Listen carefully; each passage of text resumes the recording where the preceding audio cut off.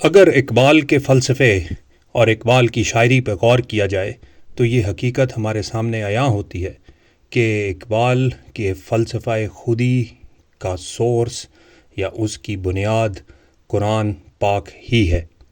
یہ ایک قرآنی تصور ہے، قرآن کانسیپٹ ہے جس کو اقبال نے اپنی زبان میں اور اپنے فلسفے میں بیان کیا۔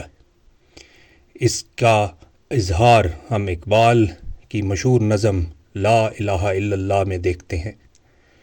خودی کا سر نہاں لا الہ الا اللہ، خودی ہے تیغ فساں لا الہ الا اللہ۔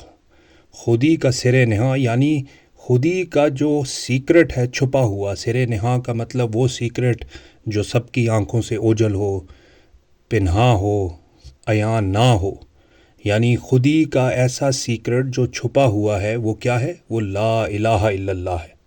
خودی ہے تیغ یعنی خودی ایک تلوار ہے، اور فساں اس پتھر کو کہتے ہیں جس پر کسی بھی تلوار کو رگڑ کر تیز کیا جاتا ہے، یعنی خودی ایسی تیغ ہے جو لا الہ الا اللہ کے لیے استعمال ہوتی ہے کہ کوئی خدا نہیں ہے، کوئی خدا کا کانسیپٹ نہیں ہے سوائے اللہ سبحانہ و تعالیٰ کے، اور اس خودی کی تیغ کو جو چیز تیز کرتی ہے وہ خود لا الہ الا اللہ کا کانسیپٹ ہے، اس کا تصور ہے۔ اور جو لوگ عربی سے تھوڑی سی شناسائی رکھتے ہیں، عربی گرامر کو سمجھتے ہیں، وہ یہ بات جانتے ہیں کہ لا الہ یہاں پر لا جو ہے وہ ایبسولوٹ نیگیشن کے لیے استعمال ہوا ہے۔ اس کو عربی میں لاو نفی للجنس کہا جاتا ہے، یعنی absolute and categorical negation of generic of any type.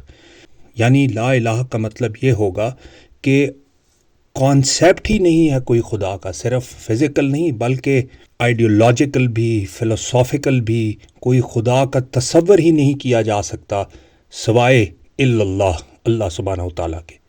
یعنی کہ یہ جو خودی ہے یہ ڈرائیو ہوتی ہے لا الہ الا اللہ سے، اللہ سبحانہ و تعالیٰ کے علاوہ کوئی خدا نہیں ہے۔ اس کی تلوار جب تیز ہوتی ہے لا الہ کے فساں پر، لا الہ کے پتھر پر، تو وہ کاٹ کے رکھ دیتی ہے ہر اس کانسیپٹ کو جو کہ اللہ سبحانہ و تعالیٰ کے علاوہ اپنے لیے ڈیوینٹی کلیم کرتا ہے۔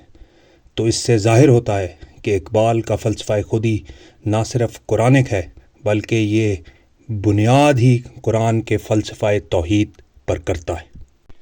خودی کا سر نہاں لا الہ الا اللہ، خودی ہے تیغ فساں لا الہ الا اللہ۔ یہ نغمہ فصل گل و لالا کا نہیں پابند، بہار ہو کے خزاں لا الہ الا اللہ۔